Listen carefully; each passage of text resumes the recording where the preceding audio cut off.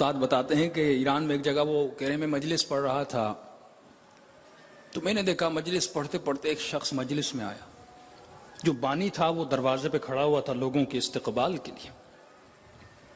مجلسوں میں ہم لفظ بہت دیتے ہیں, قضادار دروازے پر مولا سجاد کھڑے ہیں, اور خود سکون سے بیٹھا ہوا ہوں, سوچ نہیں رہا کہ یہ کس کی محفل ہے, آنکھیں دیکھ نہیں رہی, لیکن تیرا عقیدہ تو ہے کہ یہ محفل اہل بیت ہے. یہاں پر تو لوگوں کو خوش کرنے نہیں آیا, تو امام سجاد کو خوش کرنے کے لیے آیا ہے. تو کہتے میں ممبر پہ بیٹھا تھا, بانی ہے مجلس, ایک شخص اندر داخل ہوا, وہ اس شخص سے کچھ کان میں باتیں کرنے لگا. کوئی 3 منٹ 4 منٹ رکا, اس کے بعد اس کو اندر چلے جاؤ. کہ مجلس ختم ہوئی. بعض اوقات عوام الناس میں اتنا شعور اور فکر ہوتی ہے کہ ایک مولانا میں بھی نہیں ہوتی, اتنا ادب اور احترام. تو انہوں نے کہا کہ آپ کون تھا جس کو آپ پوچھ رہے تھے؟ کہ جیسے داخل ہوا مجھے اس کے چہرے سے لگ رہا تھا کہ یہ مست ہے, نشے میں ہے. تو میں نے روکا نہیں, میں نے اس کو بلایا, میں نے کہا اتنے مست تو نہیں ہو کہ حسین کی مجلس کو خراب کر لو, بیٹھ کے سن تو لوگے نا, یہ نہیں کہ مجلس خراب کرو. اس نے کہا نہیں نہیں میں ٹھیک ہوں, چلا جاؤں گا. تو مولانا نے کہا تم نے ایک شراب کے نشے میں آنے والے کو روکا نہیں. کہ مولانا اگر میرے گھر میں آتا روک لیتا, حسین کے گھر میں آیا ہے, مجھے اجازت نہیں کہ میں کسی کو روکوں. ہاں یہ ہے کہ مجلس خراب نہ ہو, مجلس کا ماحول خراب نہ ہو. جب اس نے کہہ دیا نہیں میری حالت صحیح ہے بیٹھا ہوں, کہ کیا مقصد کہ یہ مجلس میں آئے بیٹھے, یہ وہی جگہ ہے جہاں پہ بیمار کو شفا ملتی ہے. یہ مستشفیٰ حسین ابن علی ہے, یہ حسین کا ہاسپٹل ہے. ہاسپٹل میں بیمار آیا کرتا ہے, جس کے اندر روح کی بیماری, جس کے اندر فکر کی بیماری, جس کے اندر عقل کی بیماری. اور کئی لوگ ایسے ٹھیک ہو گئے.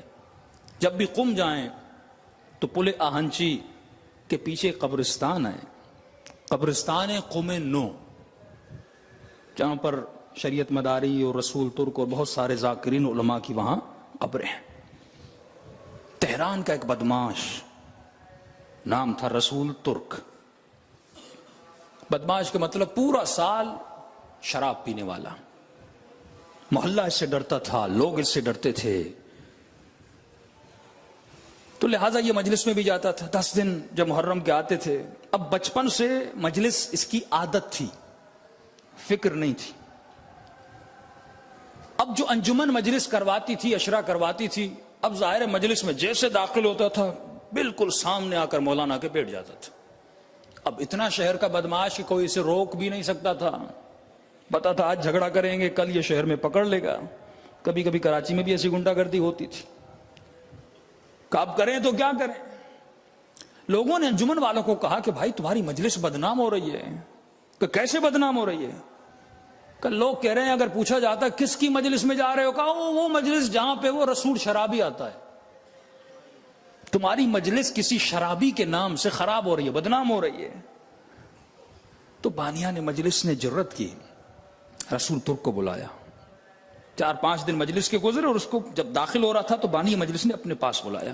کہا دیکھو رسول بھائی آپ روز آتے ہو, مجلس میں بیٹھتے ہو, حسین کی مجلس ہے, ہم آپ کو روکنا نہیں چاہتے, لیکن ایک خواہش ہے, ہماری انجمن کا نام خراب ہو رہا ہے, ہمارا اشرا بدنام ہو رہا ہے. مثلا پہلے انجمن ابو الفضل العباس تھا, تو اب کہا جاتا ہے کون سی انجمن میں جا رہے ہو؟ کہ وہ انجمن جہاں پہ رسول شرابی آتا ہے. کہ اہل بیت کا نام خراب ہو رہا ہے. ایک کام کرو, اتنی تہران میں مجلس ہو رہی, کسی اور مجلس میں چلا جا, برائے مہربانی ہاتھ جوڑتے ہیں کہ آج کے بعد اس مجلس میں نہ آنا, حسین کی مجلس خراب ہو رہی ہے. رسول ترک کہتا میرا دل بہت دکھا. میں نے ایک جملہ کہا, میں نے کہا ٹھیک ہے اب عادت ہے, مجلس میں آتا ہوں, سکون نہیں ملتا نہ ہوں, تو ایک کام کرو, اگر تم پہلے مجلس کی صف اول میں بیٹھنے نہیں دیتے تو مجھے بالکل جہاں پہ آخر میں لوگ جوتے رکھتے ہیں اجازت تو وہاں بیٹھوں اور حسین کی مجلس. انہوں نے کہا نہیں رسول تمہیں سب جانتے ہیں, تیرا چہرہ مشہور ہے, سب جانتے ہیں تیرے کام کیا ہیں, تیری حرکتیں کیا ہیں, کہیں اور چلا جا, حسین کا ذکر ہے گھر میں کر لینا. ایک جملہ کا دیکھیے, کبھی کبھی منہ سے نکلا ہوا ایک لفظ مقام قبولیت بن جاتا ہے, جس کے وجود میں ادب آ جائے. ہور بنا ادب کی وجہ سے, عباس بنے ادب کی وجہ سے, اے انسان تو محضر خدا میں ہے، اللہ کے محضر میں ہے. جب تیرا عقیدہ ہے کہ خدا دیکھ رہا ہے، امام زمانہ دیکھ رہے، تو اس کے محضر میں ہے، اور اس کے محضر میں بے ادبی کیسے کر سکتا ہے؟ اس کے محضر میں گناہ کیسے کر سکتا ہے؟ رسول ترک نے ایک جملہ کہا کہ قبلہ اگر یہاں پر بھی نہیں بیٹھنے دیتے، مجھے حسین کی مجلس کا کتا سمجھ کر، کہ کتے جس طرح حارس کتا ہوتا ہے نا، حفاظت کرتا ہے گھروں کی، مجھے کتا سمجھ کے گلی کے آخر میں بیٹھنے دو، آواز آئے گی سنوں گا چلا جاؤں گا. کہ رسول نہیں، ضد مت کرو، اس گلی میں بھی مت آنا. اب یہاں پہ دل ٹوٹا. امن یجیب المضطر اذا دعا ویکشف السوء، اے وہ جو ٹوٹے ہوئے دلوں کی آواز کو سنتے ہو. جب یہ دل ٹوٹ جاتا ہے نا، اس کا ضبط جب ٹوٹتا ہے تو خدا اس بندے کے دل میں اجاگر ہو جاتا ہے. رسول کہتا ہے میں گھر گیا، میں نے کہا مجلس ان کی تو نہیں تھی، مجلس تو حسین کی تھی. انہوں نے نہیں نکالا، مجھے حسین نے نکالا ہے. اب نکالا حسین نے ہے تو بلائے گا بھی حسین.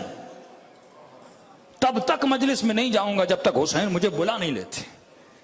کہ ایک مرتبہ گھر گیا، 6 محرم گزری، 7 محرم گزری، پوری رات کرائے میں روتا تھا کہ مولا حسین تو نے کتا بھی نہیں سمجھا، کتا سمجھ کے اپنی مجلس میں بلا لیتے. کہتے ہیں 9 محرم کی رات گزر گئی، 10 کی صبح ہوئی. اب رسول کہتا ہے میں نا امید ہو گیا کہ حسین کو مجھ جیسے کی ضرورت ہے ہی نہیں، آج کے بعد کیا مجلس کیا حسین، کہیں بھی نہیں جاؤں گا. کہتے صبح کی اذان ہوئی اور سحر عاشور ہوئی. ایک مرتبہ میرے گھر کے دروازے پر دستک ہوئی. رسول کہتا ہے جب گھر کا دروازہ کھولا، اس انجمن کے 10 جو بانی تھے وہ میرے دروازے پہ کھڑے ہوئے تھے. میں پریشان، 10 بانی، ساری پوری انجمن میرے دروازے پر کھڑی ہے. کہنے لگے رسول صبح عاشور ہے، حسین کا تعزیہ نکلنے والا ہے، آؤ گے نہیں؟ حسین کے تعزیے کو کاندھا نہیں دو گے، عزاداری نہیں مناؤ گے؟ میں پریشان. میں نے کہا اپنی مجلس سے نکال کر عاشور کے دن حسین کے تعزیے بلانے آئے ہو، کیوں؟ کہ رسول ہم مجبور ہیں. کہ وہ کیسے؟ کہ رسول ہم 10 نے کل رات ایک ہی خواب دیکھا. عزیز یہ شرط نہیں تو کتنا نیک ہے، تو کتنا گنہگار ہے، سوال یہ ہے تو اس کی آواز پہ صرف نعرہ مت مارو لبیک یا حسین، صرف حیدر حیدر کے نعرے نہیں مارو، زندگی حیدر جیسی بنا. حسین کی آواز پہ لبیک کہو، عمل سے، کردار سے، رفتار سے، گفتار سے. کہ ایک مرتبہ رسول کل کی رات ہم نے 10 نے ایک ہی خواب دیکھا. کیا دیکھا؟ کہ رسول خواب دیکھتے ہیں شام غریبہ کا منظر ہے، کربلا کے میدان میں لاشیں ہی لاشیں بکھری ہوئی ہیں. رسول بتاتے ہوئے بھی وجود کانپ رہا ہے کہ حسین نے یہ منظر دکھایا، شہداء کی لاشیں کربلا کے میدان میں پڑی ہوئی ہیں. اتنے میں دیکھتے رسول یزید کے لشکر والے بیبیوں کے خیموں پہ حملہ کر رہے ہیں. رسول آج تک سنا تھا لیکن کل رات خواب میں دیکھ کر آئے کہ بچیاں کیسے بھاگ رہی تھیں. رسول ہم دیکھ رہے تھے لیکن ان خیموں میں بھاگتی ہوئی بیبیوں کو بچا نہیں سک رہے تھے. دل تو کر رہا تھا بچائیں، پر بچا نہیں سک رہے تھے، کریں تو کیا کریں. رسول اتنے میں دیکھا ان خیموں کے آگے پیچھے ایک کتا دوڑ رہا ہے. یہ یزید کے سپاہیوں کو کبھی کہاں بھگاتا ہے، کبھی کہاں بھگاتا ہے. یزید ہم پریشان، یہ کتا کہاں سے آیا، یہ کون ہے جو یزیدیوں کو بھگا رہا ہے اور بیبیوں کو بچا رہا ہے. رسول جب اس کے چہرے کو دیکھا وہ تیرا چہرہ تھا. ایک جملہ، کہاں یہ کہنا کہ سگے کو یہ شیر یزدانم، اور کہاں عمل میں حسین دکھا دے. رسول کہتا بس سننا تھا. سر اپنے گھر کی دیوار اور چوکھٹ پہ رکھا اور زمین پہ بیٹھ کے رونے لگا. حسین تو نے اتنا بھی شرف دیا، میں نے بس کہا تھا تو نے بنا ہی دیا. اس دن کے بعد تہران کے لوگ کہتے ہیں ہم نے رسول کو، کوئی ایسی رات نہیں تھی، کوئی ایسی محفل حسین کی نہیں تھی جہاں پہ رسول نہ آتا. ہر بندہ جب مجلس کرواتا تھا کہتا تھا جب تک رسول نہیں آئے تو حسین کی مجلس میں مزہ نہیں آتا. مصائب میں جب یہ روتا تھا تو مجلس کو رونق لگ جاتی تھی. 22 سال رسول ترک کی نماز شب قضا نہیں ہوئی. آغائے کافی جب ایران میں مہدیے کا، پاکستان میں امام بارگاہ کہتے ہیں، ایران میں امام بارگاہ کو حسینیہ کہتے ہیں، اور ایک اور چیز بنائی مہدیہ، یعنی صبح کو جہاں دعائے ندبہ اور ذکر امام زمانہ ہو. آغائے کافی کہتے ہیں میں دعائے ندبہ پڑھ کے ممبر سے اتر گیا، لوگ چلے گئے لیکن رسول ابھی تک رو رہا تھا. میں نے کہا رسول 2 گھنٹے ہو گئے، اب تو بس کر دے، اب کیوں رو رہا ہے؟ کہ قبلہ دعائے ندبہ کیوں پڑھی؟ کہ امام زمانہ ہے. کہ جب آئے نہیں تو میں رونا بس کیوں کروں؟ رسول ترک نے اپنے دوستوں کو بلایا، کہا دیکھو شب جمعہ آنے والی ہے، اس شب جمعہ رسول ترک دنیا میں نہیں رہے گا، مر جاؤں گا. کہا کہ مجھے قم نو کے قبرستان میں قم میں جا کے دفن کرنا. ہم نے کہا رسول مذاق کر رہا ہے، اچھا خاصا چلتا پھرتا آدمی. کہ شب جمعہ آئی، اچانک پتا چلا رسول ترک کی روح پرواز کر کے چلی گئی. غسل دیا، کفن دیا. کفن دینے کے بعد وصیت تھی قم نو کے قبرستان میں مجھے دفن کرنا. کہتے کہ ہم نے قم نو کے قبرستان میں فون لگایا کہ ایک شخص کی ہم قبر چاہیے، تہران کا ہے. قبرستان نے کہا قبرستان پورا پیک بھرا ہوا ہے، ایک قبر بھی نہیں ہے.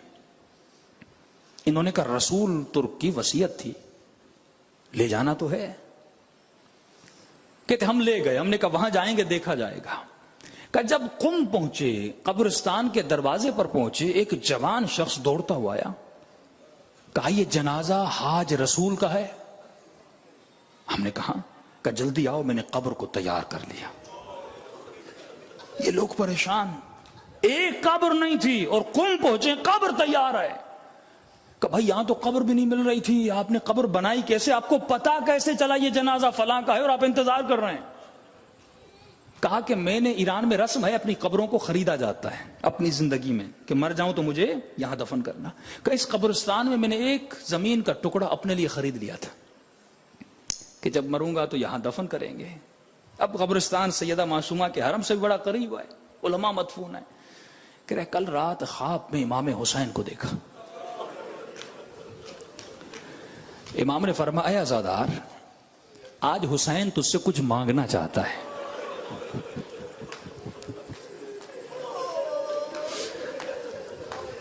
کہ مولا آپ کے لیے جان قربان، کیا چاہیے؟ امام فرماتے جو تیری قبر ہے نا وہ حسین کو دے، ہم تجھے ایک اور قبر دیں گے. اس نے کہا مولا آپ کی قبر تو کربلا میں ہے، آپ کو قبر کی کیا ضرورت؟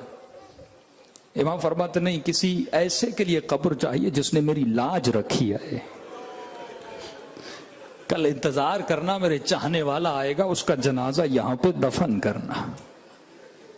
جب بڑے سے بڑے شرابی جب نیکی پر آئے، امام فرماتے تو اپنے قدموں کی کروٹ کو بدل، تو جس راستے پہ چل رہا اس راستے سے ہٹ جا، حسین کے راستے پہ پھر دیکھ حسین تیرے لیے کرتے کیا ہیں.